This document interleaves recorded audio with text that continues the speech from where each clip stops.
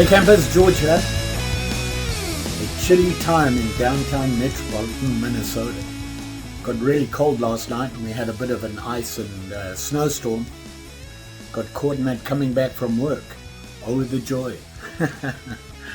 But I digress. The real reason I'm here, I have some time off coming up and I'm thinking about what I want to do on that time off. And there's a couple of things that I want to get accomplished. One of them is spending a day outdoors, just for the day. And the other one is maybe an overnight somewhere that I haven't been before. A friend at work told me about a campsite just north of here that he said I might enjoy. He camps a lot like I do. He does a lot of car camping. And he said, go check it out. You might like it. It's got some excellent views and some good trails. I'm planning on a top and hammock, which is unusual for me for winter. It's basically coming into winter right now. Outside it's like 30 degrees or less hammock. But I wanted to do that. I haven't done a winter hammock.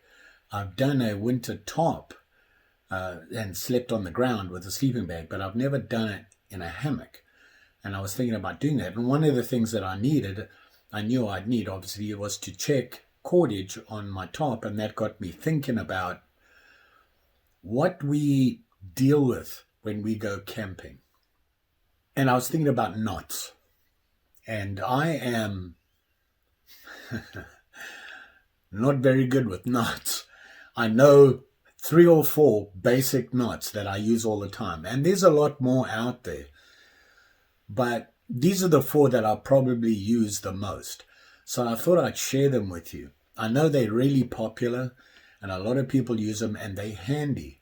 And with the bushcraft stuff I've been doing, I made a tent peg and I thought about when I was showing you how the cordage goes on it and how it holds on, it got me thinking about adjusting it and adjusting the tension on that and then thinking about knots and how to do that.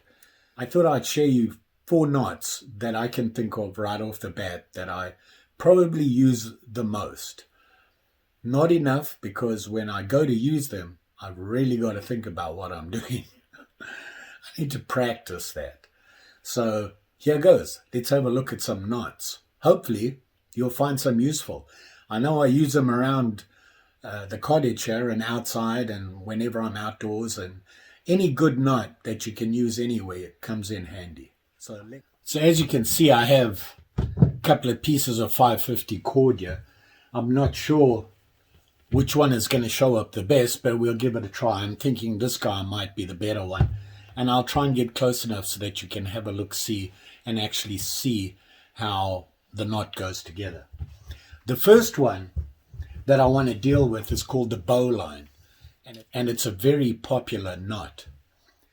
It's one of those knots that is really fairly simple to tie, works well, it doesn't jam up, and it's easy to take undone.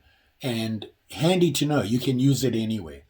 So as you can see, I have my 550 cord here.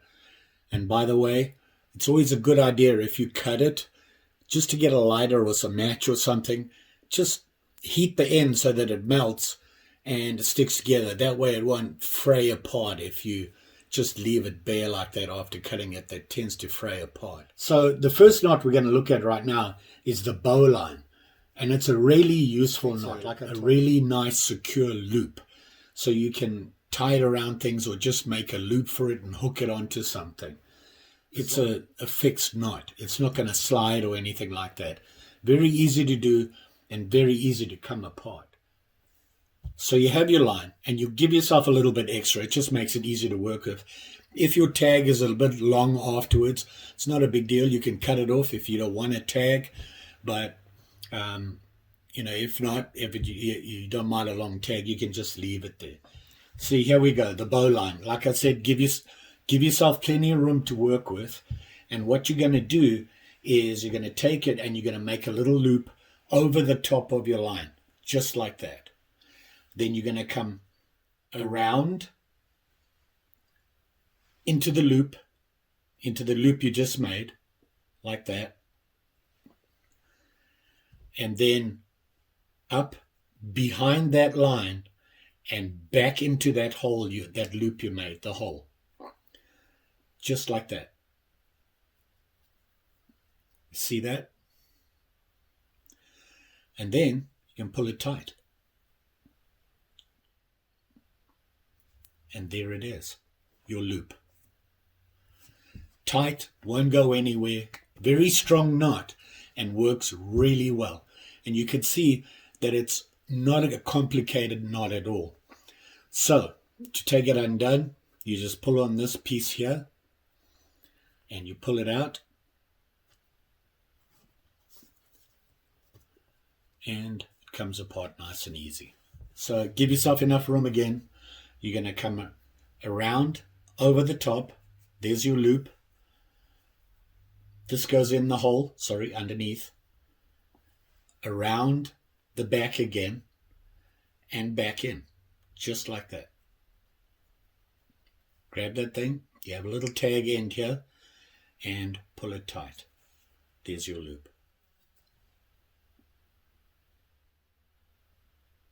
And that is the bowline. Very popular knot, used in a lot of places, and I believe it is a Navy knot.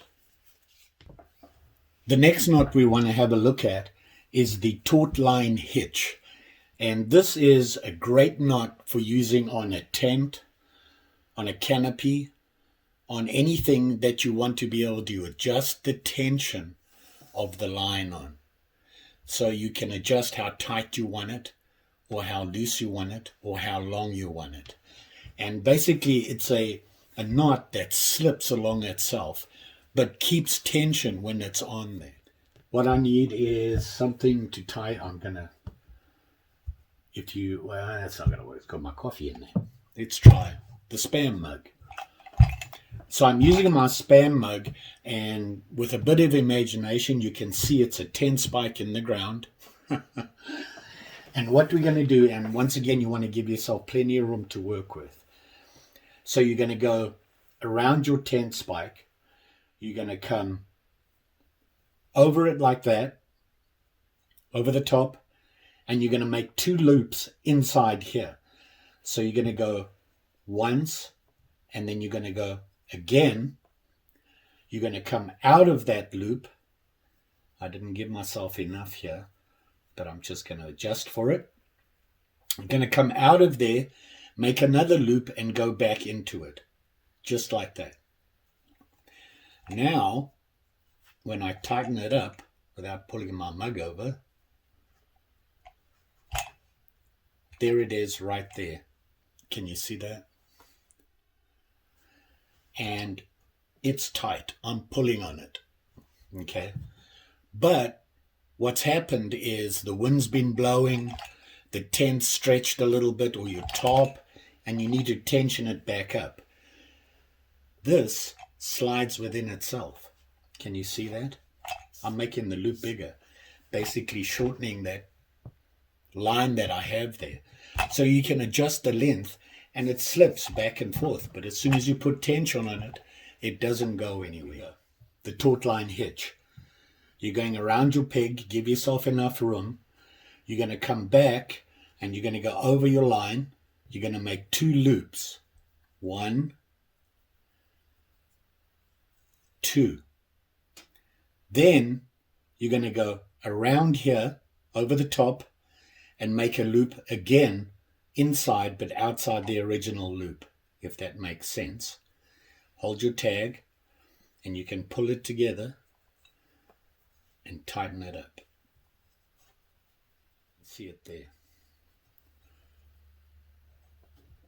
And as you can see, I'm pulling really hard, and it's not moving. But now I need to adjust the length of this, which is attached to my tent or top. I need to make it shorter to tension it up. So you can see I can make this loop bigger, and when I do that, I've just shortened my overall length of my line. And I need to make it longer, bring it down, pull it taut. Tautline hitch. Great knot. And if you watched my videos before and you look really carefully at this knot, it reminds me of my favorite knot. And basically, it's a different version. And that's what we're going to cover next. And that is the Prusik knot. Is the Prusik knot. And this is one of my favorite knots. If you're a hammock camper, this knot is great to have to put your top above your hammock. And it allows you to adjust the tension on the top and pull it across and tighten everything up. And then taking it down, it's just a matter of sliding it. And of course, you can use toggles with it, which makes it even less knots to deal with. Basically, what you need is a loop that you can make out of just a short piece of 550. I have a fairly long one here, and I'm just going to put a little overhand knot in here, just like that. What I'm going to do is I'm going to use this with my favorite mug as my ridge line. I want to put a Prusik knot in here because I want to use it to hang something, for example, or to attach my top to it. It is you take your loop and you put it just like that on the line, on the ridge line, and you're going to thread this through the middle just like that once. Can you see that? And then you're going to do it again. Go through it again and come back over twice. Holding your ridge line, you pull it in without pulling your mug over, and you can pull it tight.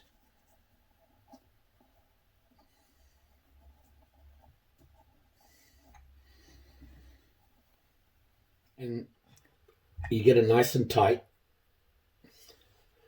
And there it is there. The Prusik knot. Now, like I said, it's a great knot because it's a slip knot that tightens up in the direction that you pull it. And you'll see what I mean.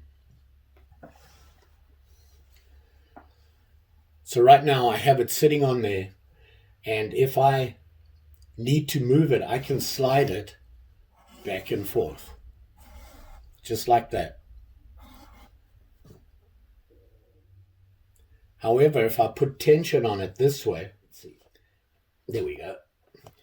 You can see I'm pulling on it here really tight and it doesn't slip. And you can do it in either direction. And you can see there, it doesn't slip. But if I loosen off the tension and it's sitting there, I can slide it again. And it's a great knot if you're a hammock camper, because you can use this to tighten the tension using a toggle on your top by putting it together all loose and then just sliding this to tension everything up. And there it is there. So you can see what it looks like. Line, and I have my loop. Put the loop over, pull the knot through, just like that. If you can see that. And do it again. And the way to make it nice and neat and tidy is you want to put it in the middle again. And hopefully you can see that. And then as I pull it tight and tighten everything up, tight like that, and there is my Prusik knot again. And of course it slides. And then when you put tension on the side, it won't move like that. A great knot. Very handy to have. Let me come in a little closer here. Between this and the Tautline hitch. Very similar style of knot. The fourth and last knot I want to show you is the double Fisherman's knot. And this is a knot that you can use to join two lines. So if you find yourself running out of cord, you've only got a couple of short pieces left, this is the knot to use for it. Fairly simple to do. It's a very extremely strong knot for attaching two pieces together. you can also use it to make a very sturdy loop in a line. And it's exactly the same thing. It's the way to join two ends, basically. So this is the double fisherman. So what you're going to do is you're going to put your two pieces together, just like this. The way you do it is you have your two lines and you want to join these two, overlap them. You take one that you're going to tie first, and what you're going to do is you're going to loop it over and loop it over again, just like that, and come back through that loop. So basically what you're doing is that. And then you're going to repeat it right over here again with the other one. So you're going to go over, come back, and around, and through the loop, just like that. And now you can see you have two, basically like an overhand knot on each one. Now when you pull it, they come together just like that. Really tight. You can see it right there. Very easy, simple knot to make to join two lines. And they're not going anywhere.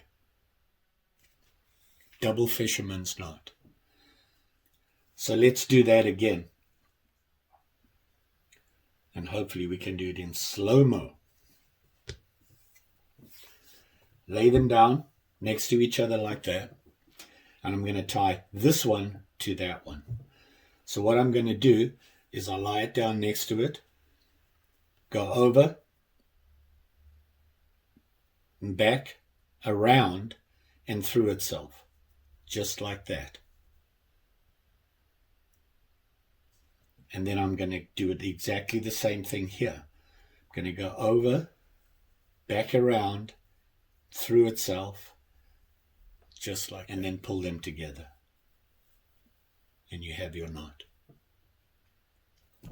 Not going anywhere. A nice, tight, easy to do knot to join two lines.